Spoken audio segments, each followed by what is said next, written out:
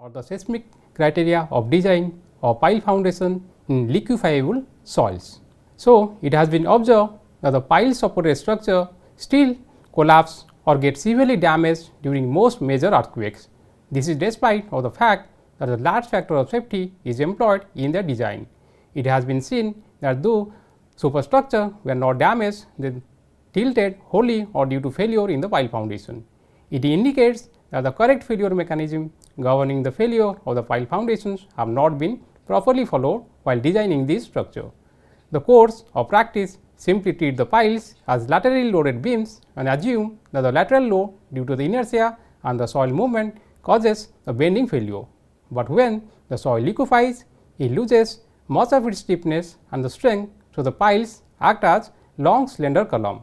Hence, it is important to consider the axial load and P delta effects in the analysis. So, first we will see what is liquefaction. In liquefaction, the soil when loaded suddenly suffer a transition from solid state to the liquefied state. During earthquake, loose sands tend to decrease in volume, which produces an increase in their pore water pressure and a decrease in their shear strength. Some examples of liquefaction include the quicksand, sand boiling, earthquake liquefaction. Here we can see some liquefaction hazard in the following slides. We can see here how the structure has been tilted in the first picture. It is completely intact, but the foundation has failed. In the second figure also, the superstructure is intact, but the failure has taken place in the pile foundation beneath this. In this case as well, the superstructure, there is no crack visible on the superstructure, where the structure has completely failed due to the failure of the pile foundation. This is the case we can see how the structure has been affected due to the sand boiling.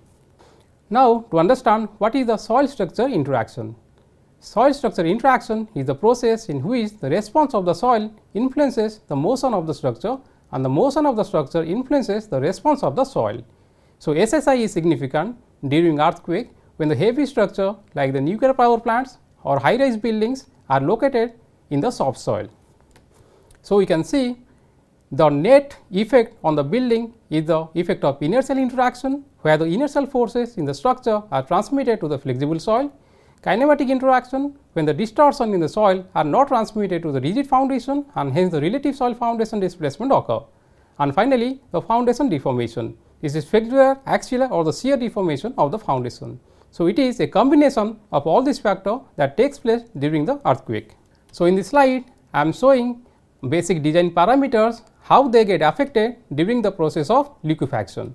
So, starting from the natural frequency of the structure, depth of liquefaction, soil damping, soil stiffness, excess pore water pressure, ground deformation. So, this red band what is shown here, these are the critical parameters to be taken for design of the pile foundation. Now, coming to the analysis part, first of all we have to check against the buckling instability.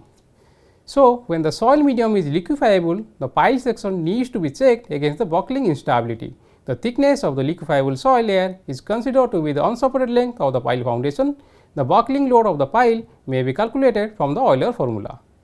Second, coming to the estimation of the lateral inertial load. It is very important to estimate the loads that are being transferred to the foundation during an earthquake. These loads depend on the seismic load that act on the superstructure during an earthquake. Then, the most important thing, that is the numerical modeling, that is the non-linear BNWF. For doing the SSI analysis, a simple but detailed non-linear BNWF, that is the beam on the non-linear Winkel foundation model, can be prepared to study the response of a typical pile foundation subjected to the combination of axial load and lateral inertial load. The analysis of the BNWF model is carried out by the finite element method. The soil surrounding the pile is modeled as a lateral soil spring, that is the PY spring. Now, coming to the final thing, that is the combined action of the axial load and the bending moment. If a hinge forms under the combination action of the bending moment and axial load, the yield condition for a circular section may be represented by the following equation, that is P by Py to the power 3 by 2 plus M by Mp equal to 1, where the Py is a squash load in absence of bending as it fails in compression, and Mp is the plastic moment capacity in absence of the axial load.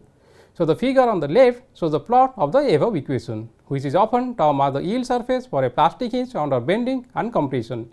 Any point within the yield surface would imply that the stress in the section has not exceeded in the yield stress. The distribution of the bending moment along the depth of the pile obtained from the pseudostatic analysis as shown in the right side figure. It may be observed that the moment induced in the pile section at the depths of around 2.5 to 7.5 meter is more than available plastic moment capacity of the section. Hence, it indicates the failure of the pile section. So, in this lecture, I have given an overview of the methodology to be followed in the design of the pile foundation when it is located in the liquefiable soil. With this, I conclude. Thank you.